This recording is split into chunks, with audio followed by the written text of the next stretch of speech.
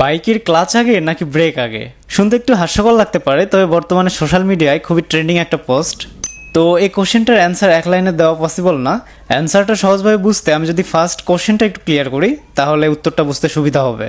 তো কোশ্চেনটা ছিল এরকম, বাইক থামাইতে আমরা ক্লাচ আগে চাপবো নাকি ব্রেক আগে? তো এটা দ্বারা বোঝানো হচ্ছে আমরা ব্রেক করার টাইমে আগে ক্লাচ ধরে ব্রেক করব নাকি ব্রেক করে তারপর আসলে ক্লাচটা করব।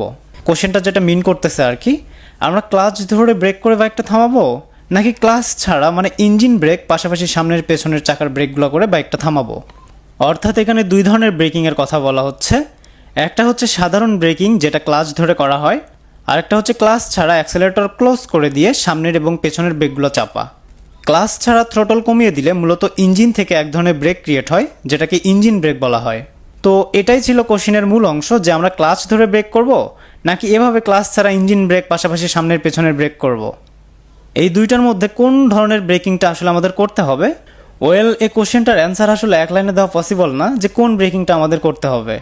আমাদের অবশ্যই রোড কন্ডিশন অনুযায়ী, সিচুয়েশন বুঝে, ট্রাফিক কন্ডিশন বুঝে অথবা আমাদের প্রয়োজনীয়তার উপর ডিপেন্ড করবে যে আমরা ক্লাচ ধরে ব্রেকিং করব নাকি ক্লাচ ছাড়া ব্রেকিং করব।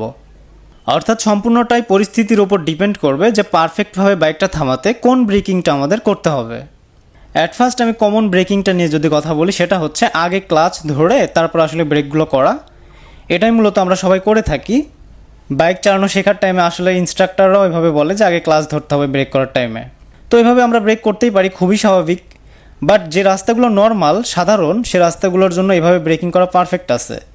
সাপোজ আমরা স্বাভাবিকভাবে একটা ফাঁকা রাস্তায় ড্রাইভ করতেছি, এমন একটা রাস্তা যেখানে আমাদের কোনো ইমার্জেন্সি সিচুয়েশনও না, আবার আমাদের নির্দিষ্ট কোনো দূরত্বের মধ্যেও বাইকটা থামাতে হবে না। এই ধরনের রাস্তায় আমরা ক্লাচ আগে ধরে বাইকটা থামাতেই পারি। অথবা দেখা যাচ্ছে যে আমরা জ্যামের মধ্যে বাইক রাইড করতেছি, এই ধরনের সিচুয়েশনে আমরা সাধারণভাবে ক্লাচ আগে ধরে তারপর ব্রেকগুলো করে বাইক থামাতে পারি।